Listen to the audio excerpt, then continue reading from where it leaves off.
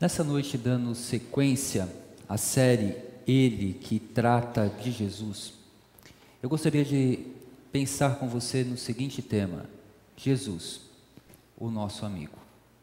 Jesus, o nosso amigo. E para estudarmos sobre este tema, Jesus, o nosso amigo, eu quero convidá-lo para que você abra a sua Bíblia no Evangelho de João, capítulo 15. João, capítulo 15, versículos 13 a 15.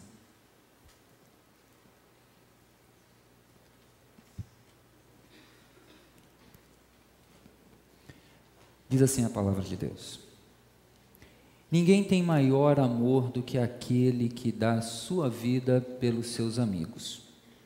Vocês serão meus amigos se fizerem o que eu lhes ordeno. Já não os chamo servos, porque o servo não sabe o que o seu senhor faz. Em vez disso, eu vos tenho chamado de amigos, porque tudo o que ouvi de meu Pai, eu lhes tornei conhecido. Vamos orar? Senhor Jesus, esta é a tua palavra, palavra viva, palavra poderosa. Ela é capaz de separar juntas e medulas. Essa tua palavra tem poder. E eu peço, meu Deus, que essa tua palavra possa encontrar morada nos corações de todos aqui. E, ó Pai, que o Senhor seja exaltado em todo este culto, porque esta é a razão desse culto, é louvar e glorificar o teu santo e excelso nome. Nome que oramos pelo nome de Jesus. Amém. A amizade, nesse texto, ou melhor, nós podemos encontrar Jesus chamando os seus discípulos de amigos. Um título muito importante, título de amigo, que infelizmente em nossos dias, por conta do advento das redes sociais e do mau uso feito pelos seus usuários, o título ou nome amigo tem se tornado algo não tão importante como o sentido dessa palavra que nós iremos ver daqui a alguns instantes, ela procura comunicar. Jesus, ele chama os seus discípulos de amigo. E para entender o que é o significado de amigo, ou o que está por detrás dessa palavra dada por Jesus aos seus discípulos, nós iremos fazer o seguinte: nós iremos observar o significado da palavra amigo ou amizade, olhando um pouco de dados históricos, o que significa e o que significou para muitos essa ideia de amigo, e depois nós iremos olhar para o texto e aplicar justamente esses princípios a respeito de amizade no texto que acabamos de ler. Inicialmente, vamos pensar no que é o significado de amizade. A amizade é um tema de caráter universal e atemporal, ou seja, a amizade é um relacionamento que vem sendo exercido por gerações entre todos os povos da terra. Segundo um estudioso da história chamado Fitzgerald, ele coloca o seguinte sobre uma definição do que é amizade. Para ele, amizade é um fenômeno universal, praticado e discutido em vários graus por todas as culturas. Então, na definição de Fitzgerald, a amizade é um fenômeno universal, praticado e discutido em vários graus. Um outro estudioso, também da história, principalmente história medieval, David Constant, ele vai trazer a seguinte definição sobre amizade. Amizade é um relacionamento íntimo no afeto e empenho mútuos. É um relacionamento íntimo de empenho mútuos de ambas as partes. Quando pensamos um pouco mais numa definição dessa palavra amizade, principalmente no termo bíblico, fazendo uma pesquisa, olhando no dicionário Vine de significados exegéticos do Antigo e do Novo Testamento, a palavra amigo, ela vem do verbo peito, Peito, que significa persuadir e influenciar. Daí vem a expressão amigo do peito, que é justamente essa ideia. O amigo é aquele que está no seu peito, aquele que está próximo a você, aquela pessoa que se achega a você e fica próximo a você. Essa era a ideia dessa palavra, do verbo ali usado para descrever amizade. Mas também há outros substantivos para descrever o que é amizade. E aí os substantivos eles são muito mais conhecidos por nós, como por exemplo, filia ou filos, que significa amado, querido ou amigável. Esse é o termo mais conhecido e usado para nos descrever, para descrevermos o que é amigo. A ideia de filos, filia. Daí vem outras ideias como filantropia e assim por diante. Um outro substantivo que podemos encontrar para o nome amigo ou amizade é etários, que vai justamente trazer essa ideia de camarada, companheiro e parceiros. Então, quando alguém usava a palavra amigo para descrever o que era ou o que é amizade, ele tem desde o que? A ideia de alguém que está no peito, alguém que está de perto dele para acompanhá-lo, para segui-lo, para ajudá-lo na sua caminhada, a ideia de influenciar. Nós temos a ideia do camarada, do querido e alguém amável, afável.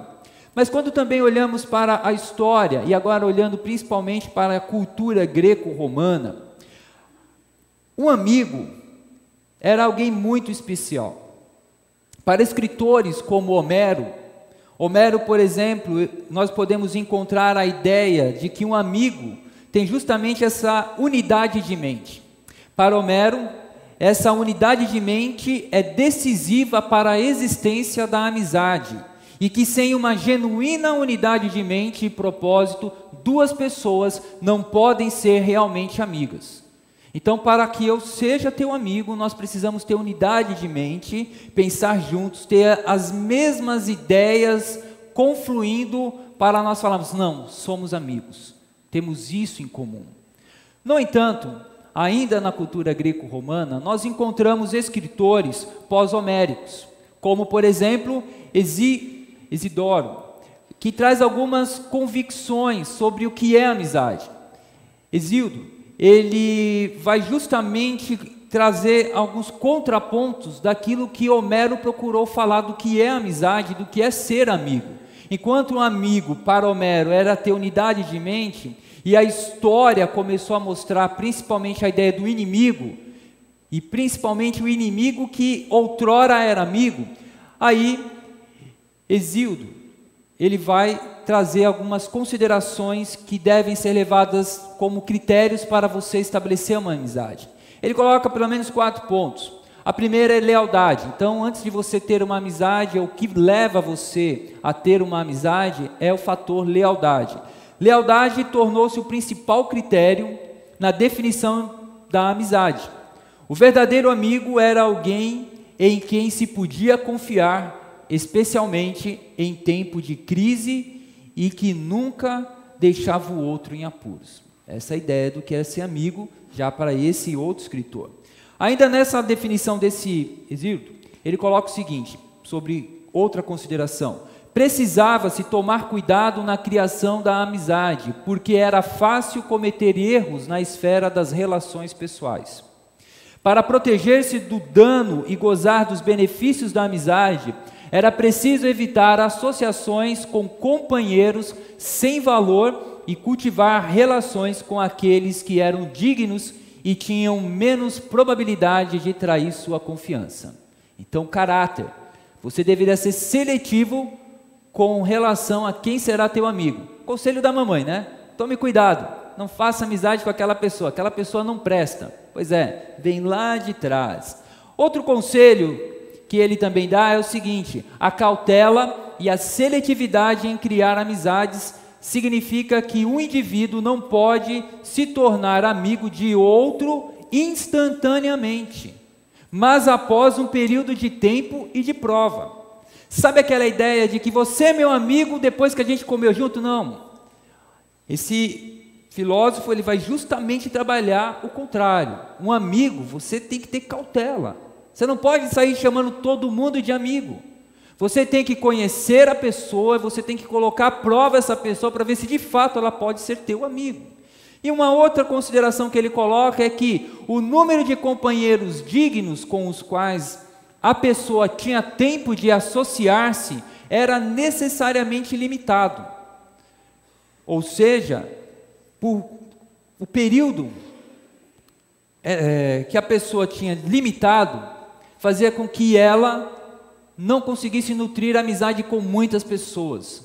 Logo, o ciclo de amizade de uma pessoa poderia variar no máximo entre 4, 5, 6 pessoas ao longo da sua vida. Amigos.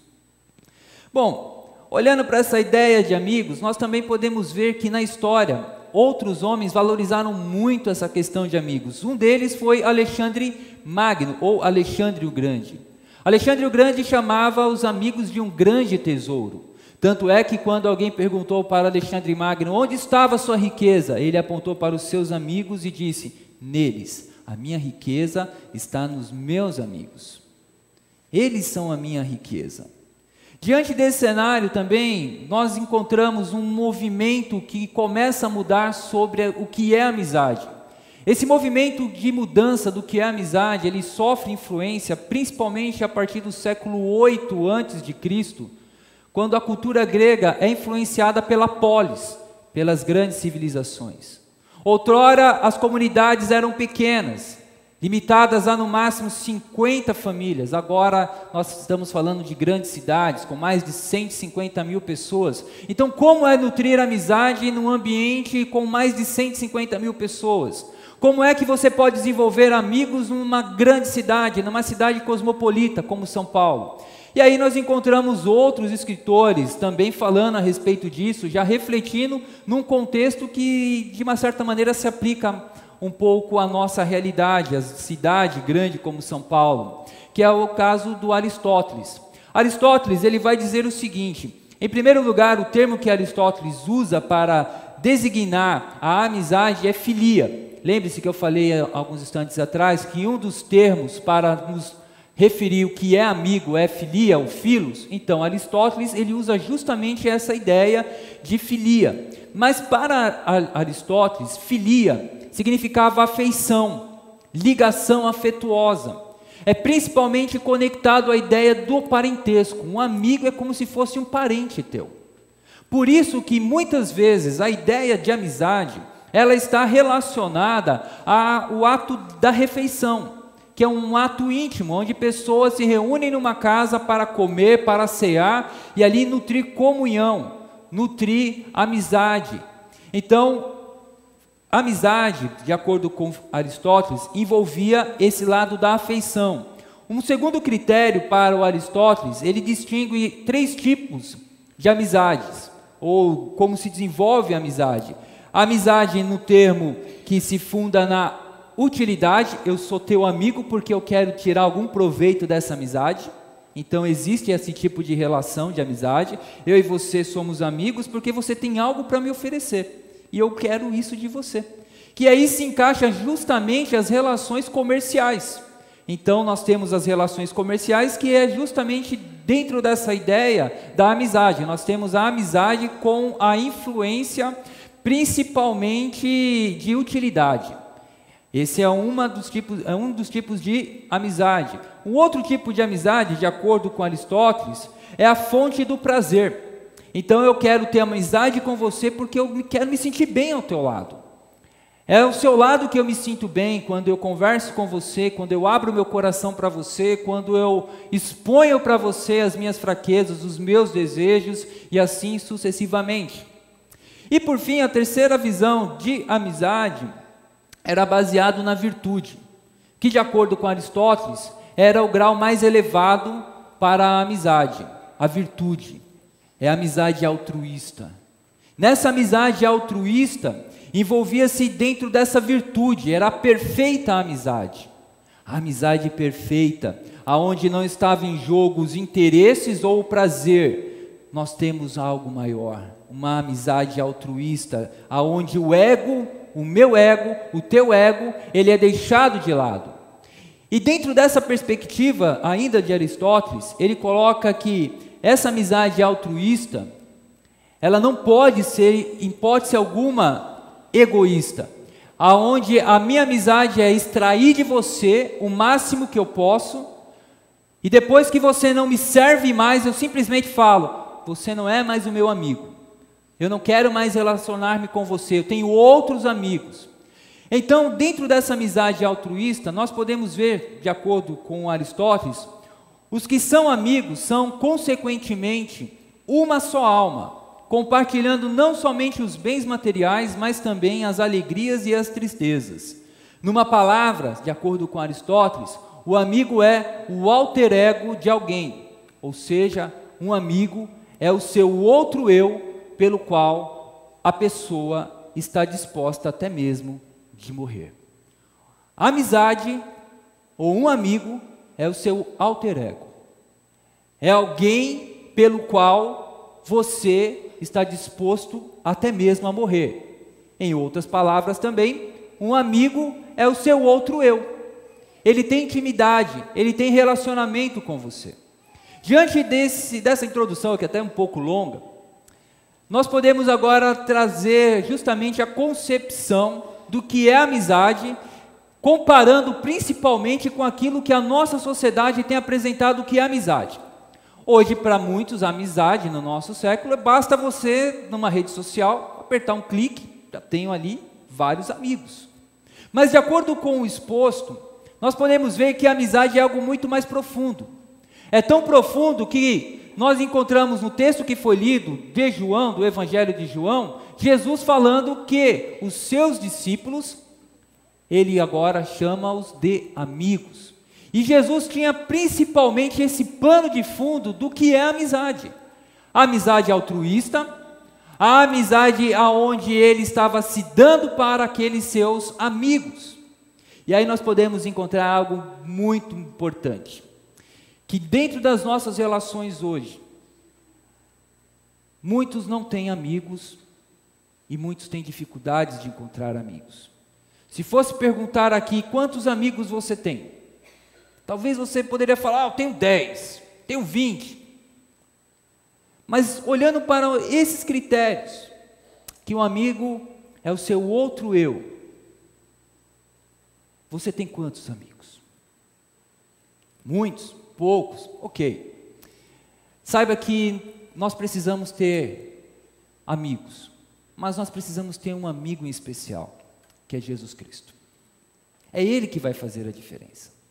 E no texto que foi lido, nós podemos encontrar pessoas, ou que no caso os discípulos, que receberam o título de amigo de Deus, por intermédio de Jesus. E ao receber esse título de amigo, embora o texto não esteja explícito, mas há a implicidade, nós podemos encontrar que nem todos valorizam o título de amigo.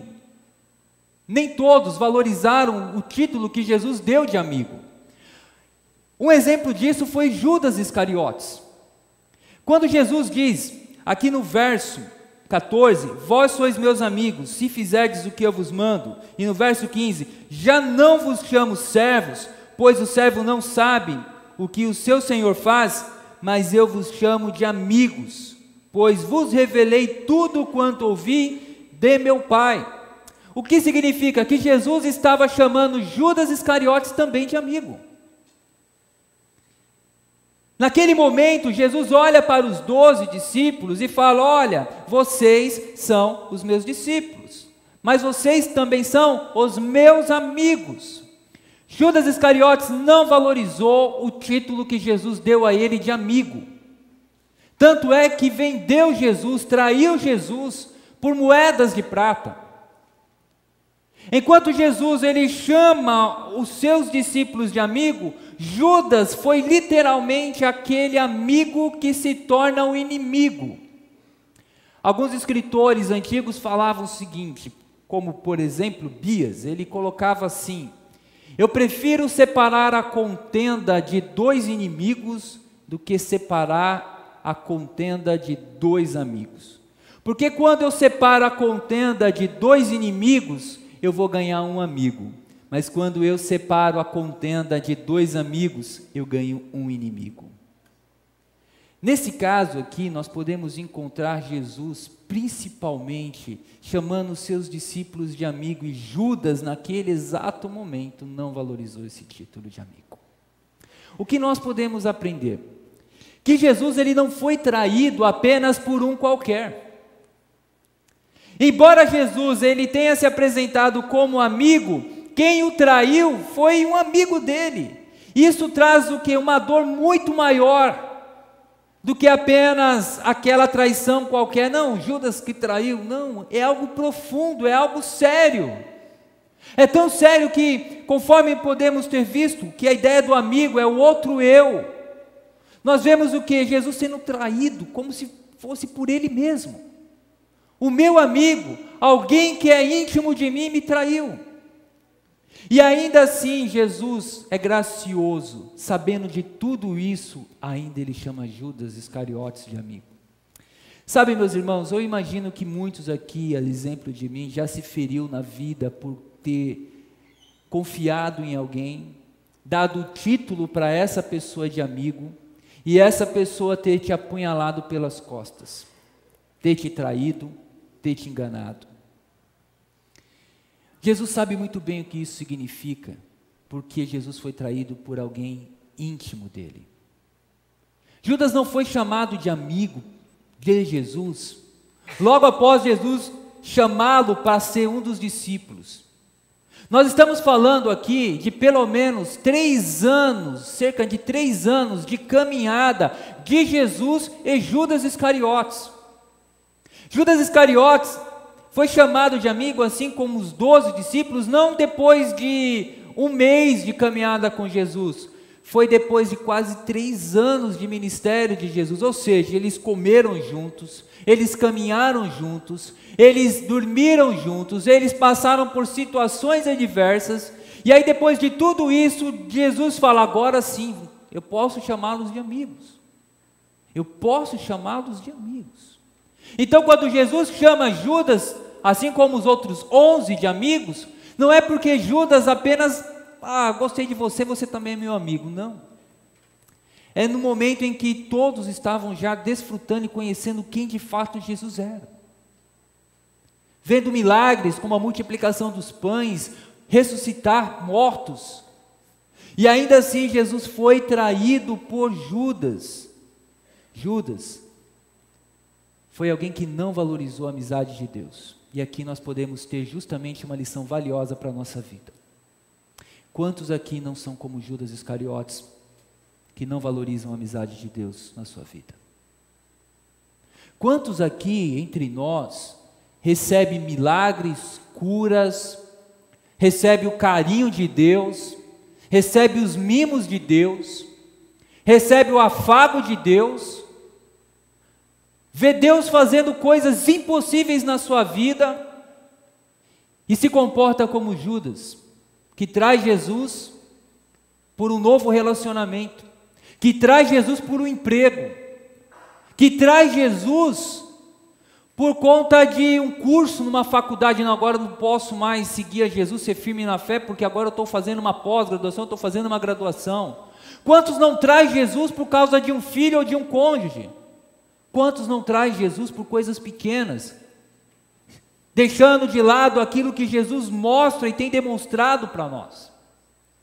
Por fim, muitas pessoas podem falar, não, jamais eu serei como Judas. Mas muitas vezes as nossas atitudes são semelhantes à de Judas. Vendemos Jesus, trocamos Jesus, aquele que nos chama de amigos. Mas o texto ele ainda vai falar sobre amizade.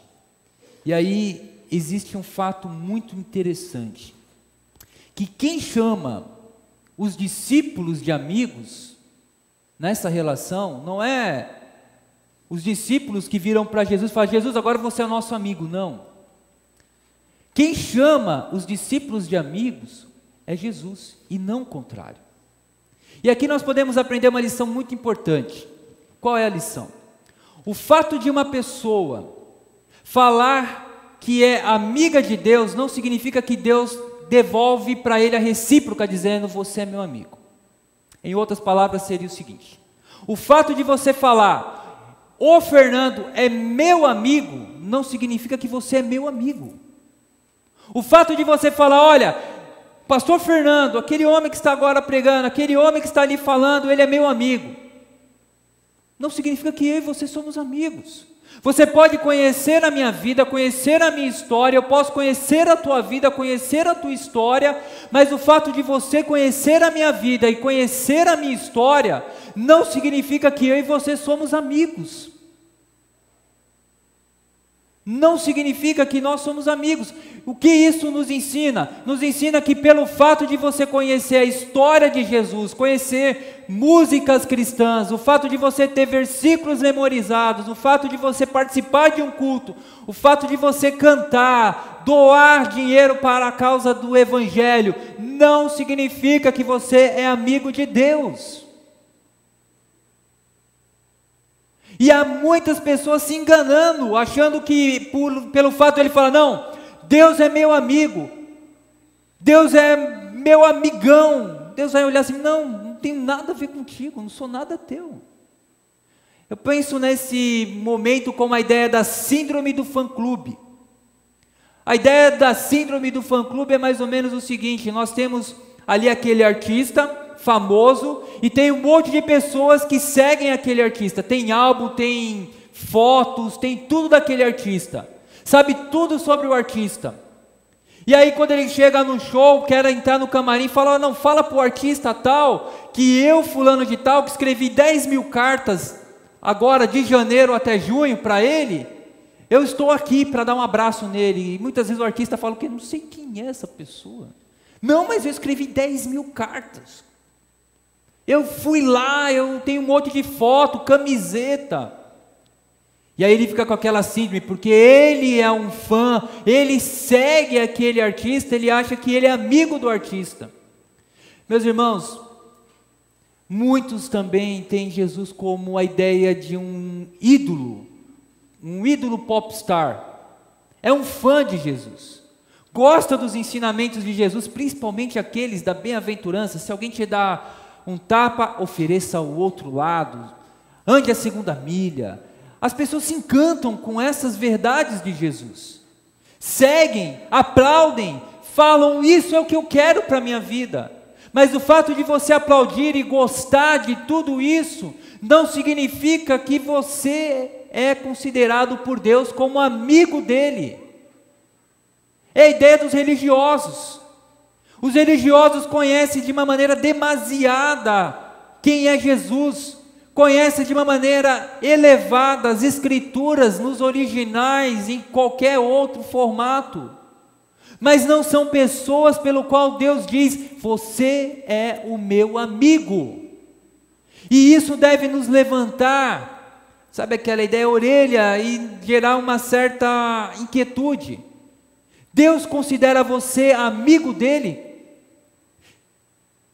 Ou é simplesmente você que está dizendo: não, Deus é meu amigo, eu gosto de Jesus, eu gosto desse movimento, eu gosto de tudo isso que está acontecendo, mas Deus olha para você e fala: olha, sinto lhe dizer, você pode conhecer tudo sobre mim, você pode estar envolvido com um monte de coisa dentro da igreja, mas você não é meu amigo, você não é meu amigo.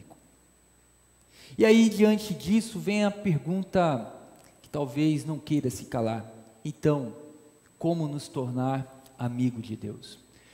O texto nos diz que Jesus ele falou justamente para os seus discípulos, que eles conhecem, no caso, Jesus, que Jesus revelou a eles a vontade do Pai, e que eles iriam ser identificados, ou a implicação pelo qual serem chamados de amigos, eram eles obedecerem aos mandamentos que Jesus estava apresentando.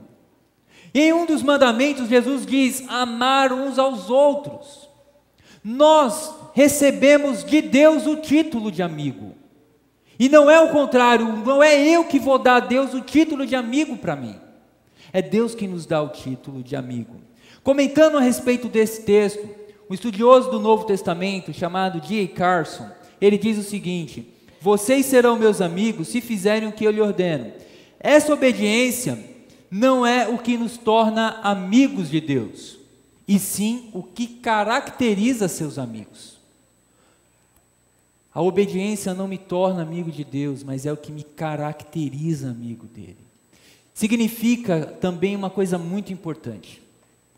Na relação de amizade, eu faço algo para você, você faz algo para mim. E aí nós temos o quê? A nossa relação, a mutualidade. Mas nesse caso aqui, não está implícito essa ideia. Você faz uma coisa, Deus faz outra para você, e aí os dois são amigos. Não. Deus, ele continua sendo Deus. Essa é uma relação de amizade onde Deus fala: olha, eu sou o Criador, conforme nós cantamos, que toda a natureza adora o nosso Deus, que tudo foi criado por Ele, mas não significa que eu vou dizer para Deus o que Ele vai fazer. A minha relação para com Deus é, novamente, de filho, de servo. E Deus olha para mim e fala, mesmo sendo um filho, sendo um servo, Deus olha e fala: Fernando, você é o meu amigo. Fulana, tu és minha amiga. Fulano, você é meu amigo. É Deus que nos dá esse título de amigo, e não somos nós. E muitas vezes nós queremos justamente falar assim: Deus, você é meu amigo, você é meu companheiro. Mas Deus fala: tá, mas quem é você? Quem é você? Seria mais ou menos alguém batendo na tua porta da tua casa, ou tocando o interfone do teu apartamento, falando: ó, eu estou aqui, quero conversar com você. Mas quem é você? Te conheço. Não, mas a gente tem uma relação. Não sei quem é você. É Deus que chamou os discípulos de amigos. Assim como Ele fez com Moisés, assim como Ele fez com Abraão. Não partiu de Moisés chamar Deus de amigo, não partiu do Abraão chamar Deus de amigo, mas partiu de Deus por conta da relação que ambos tinham, de chamar esses homens e chamar esses 12 de amigos dele. Deus quer nos chamar de amigo, mas para isso nós precisamos obedecer e conhecer os preceitos de Jesus. E aí talvez você esteja agora pensando: quais, pastor? Quais são os preceitos de Jesus? Esse é um ponto que confesso a vocês, que eu fiquei tentado em trazer aquela lista, 10 pontos para se tornar amigo de Deus, para Deus te chamar de amigo, né? Porque aí eu daria uma fórmula, talvez a fórmula mágica, a fórmula secreta, e daria a você principalmente elementos para você não estudar a palavra de Deus, para que você não estudasse as Escrituras para conhecer a vontade do Cristo. Uma das vontades é que Deus pede para nós amarmos o nosso próximo, não como eu me amo. O padrão para eu amar você e para você me amar, não é eu amar você como eu me amo. Olha só o que diz o Evangelho de João, capítulo 13, versículo 34. Diz assim a palavra de Deus: eu vos dou um novo mandamento, que vos ameis uns aos outros, assim como eu vos amei, que também vós ameis uns aos outros. Ou seja, na lei, na aliança antiga, o padrão para eu amar uma pessoa era a minha vida. Agora, na nova aliança, o padrão para amar alguém é Jesus. E como foi que Jesus nos amou? Ele se entregou, Ele nos amou quando nós éramos ainda seus inimigos. Ele demonstrou amor, paixão. Ele não imputou sobre nós os nossos pecados, mas mostrou graça, redenção. Nós precisamos aprender a nos amar, mas não nos amar a partir de nós mesmos, mas o amor que nós devemos cultivar é o amor com referência do Cristo ressurreto, que mesmo naquela cruz, sobre escárnio, sobre pessoas o maltratando, o ignorando, ainda assim naquela cruz ele demonstra amor, ainda fala: Pai, perdoa-lhes porque eles não sabem o que estão fazendo. Ainda naquela cruz ele vira ainda para um dos bandidos ali do lado e fala: Te falo, em verdade vos digo que hoje estarás comigo no paraíso. É esse referencial que nós precisamos entender. Não tem como eu ser um amigo de Cristo quando eu não obedeço a Cristo e às suas ordens. Não tem como Deus virar para mim e falar, não, o Fernando é meu amigo, quando na verdade eu não estou nem aí para obedecer às ordens dele. Eu sou aquele amigo, sabe aquele amigo da festa? Que chega no dia de festa, que você está fazendo, ou vai ter festa na tua casa, ou passei aqui perto, vi fumaça, agora eu quero sentar aí para ver alguma coisa com você. Não. O padrão de amizade, gente, é andar juntos, conhecer. É a ideia do alter ego. É a ideia de Jesus ser em você. É Jesus ser em você. E aí ele olha para você porque ele vê em você a obra dele se realizando e fala, ela é meu amigo. Não é a ideia do religioso. Não é a ideia daquela pessoa que simplesmente sai fazendo amigo à torta e direita. É por isso que a amizade é algo que requer tempo. Conhecer Jesus, se encantar com Ele, estudar a sua palavra, andar com quem está andando com Cristo, viver em novidade de vida, desfrutar. Sabe quando você tem um bom amigo, você não quer sair de perto dele. Você quer andar ao lado dele, você liga para ele, você às vezes está passando uma dificuldade, você liga para quem? Seu amigo, você compartilha com teu amigo, você está lado a lado com ele, e se teu amigo morrer, você morre junto em algumas situações, principalmente uma outra ideia de amizade, que meu amigo é o meu outro eu nas minhas costas, ele é os meus olhos, ele está ali olhando, ele está me protegendo, a vida dele, minha vida depende dele estar me protegendo ali na retaguarda. Mas nós olhamos para o nosso Deus e falamos, Deus, você é meu amigo, e nós usamos principalmente na base da utilidade, que é uma outra configuração que no caso Aristóteles apontou. Deus, você é meu amigo porque me convém. Você é meu amigo porque eu estou necessitando de pão, água, cura. Mas depois que eu estou curado, saciado, você segue seu caminho, segue seus projetos de salvar o mundo do apocalipse, e eu vou seguir o meu discurso aqui na minha vida. Queridos irmãos, quero concluir justamente com a mesma pergunta que eu fiz há alguns instantes atrás. Deus, ao olhar para a tua vida, Ele pode dizer que você é amigo dele? Jesus pode dizer, olhando para a tua vida, que você é amigo dele? Com base naquilo que você tem vivido até hoje e tem procurado viver até agora? Se não é, Deus não é teu amigo, eu quero convidá-lo a tomar uma decisão de mudar a sua trajetória,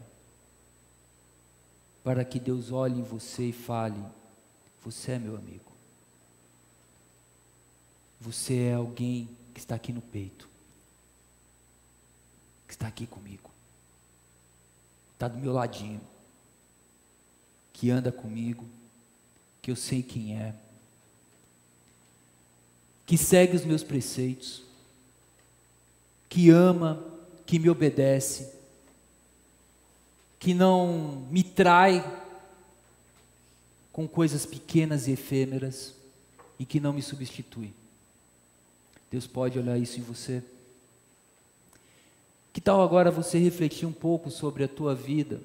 Porque esse também é um propósito, de provocar reflexões na nossa vida, ao estudar um texto como esse. Reflexões que nos levam à mudança, reflexões que nos levam ao constrangimento pelo Espírito Santo de Deus, para que possamos tomar uma direção na nossa vida, tomar o rumo adequado conforme Deus nos quer. E juntos nós, como igreja, vamos orar para pedir que Deus nos dê poder para que as outras propostas para nos desviar dessa amizade que é maravilhosa não sejam poderosas na nossa vida. Então, você vai ter alguns instantes para orar, e depois nós iremos orar juntos, pedindo que Deus nos dê forças para podermos caminhar, e Deus olhar em nós e falar: tu és meu amigo, tu és minha amiga. Ore e depois vamos orar juntos.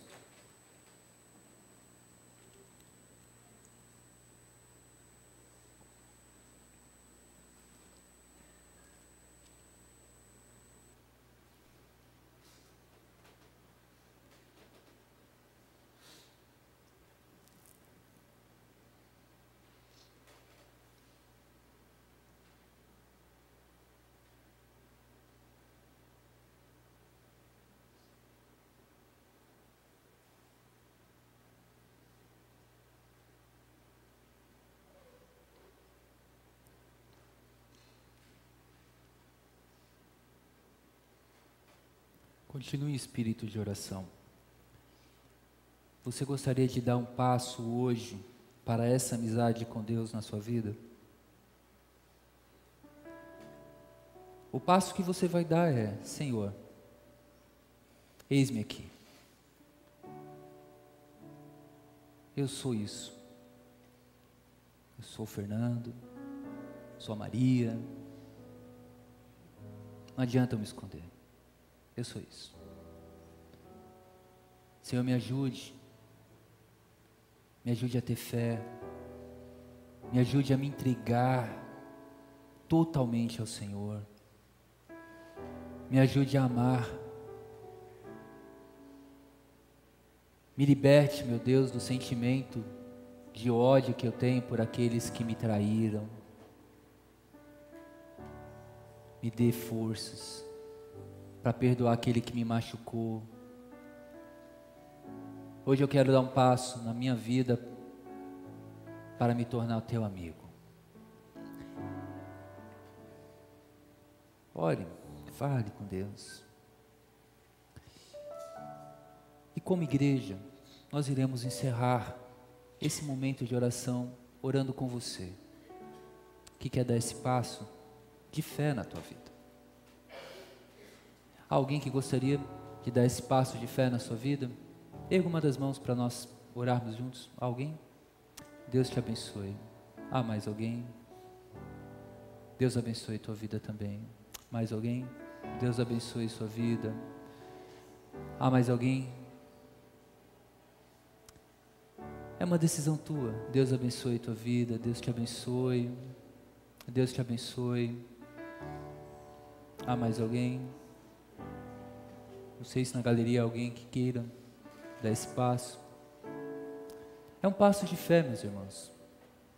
Não significa que não teremos lutas, mas significa que nós estamos na direção correta para Deus olhar para nós e falar: somos amigos. Somos amigos. Você que levantou uma das mãos, se você quiser ficar de pé, fique à vontade. E se você não levantou uma das mãos, nesse momento que nós iremos orar, e quiser, fique em pé, vamos encerrar juntos, orando, porque é o poder de Deus que nos faz vitoriosos, não é as técnicas. Por isso que eu não falei 10 técnicas, porque é o poder de Deus que nos dará vitória. Então vamos orar pedindo essa vitória sobre a tua vida, sobre a minha vida, sobre a vida da igreja de Jesus. Pai, eu te agradeço, porque por intermédio de Jesus Cristo, podemos ser chamados de amigos de Deus. Um título esse, meu Pai, honroso, um título valoroso, um título, ó Deus, que de acordo com a definição de amizade, é algo profundo. E nós, ó Pai, queremos isso para a nossa vida. Nós não queremos menos do que isso. Queremos ser identificados como teus amigos, aonde quer que estejamos, que ali as pessoas saibam que nós somos teus amigos e que tu és nosso amigo e que nós estamos em comunhão contínua, meu Deus. Alguns irmãos amados, nesta noite deram aquilo que seria um passo na caminhada desta amizade linda e maravilhosa, que ecoará pela eternidade. Pai, em nome de Jesus, dê poder, vindo dos altos céus, para que essas pessoas consigam, em nome de Jesus, corresponder a tamanha honra de serem chamadas pelo Senhor de amigos, e que ao corresponder a esse título bendito que o Senhor nos dá, possamos, ó Pai, sentir a Tua paz, a alegria e declarar: Tu és o meu amigo e isso me basta, ó Santo Deus. E que ninguém, ó Pai, busque em outras pessoas uma amizade, um relacionamento aonde só Jesus Cristo pode nos oferecer. E é através, ó Pai, desse nome de Jesus que eu oro, pedindo poder para esses amados e amadas que nessa noite desejam, meu Pai, essa caminhada contigo, e que eles possam viver, ó Pai, as melhores e mais incríveis histórias ao teu lado, como amigos de Deus, em nome de Jesus. Amém, amém, amém.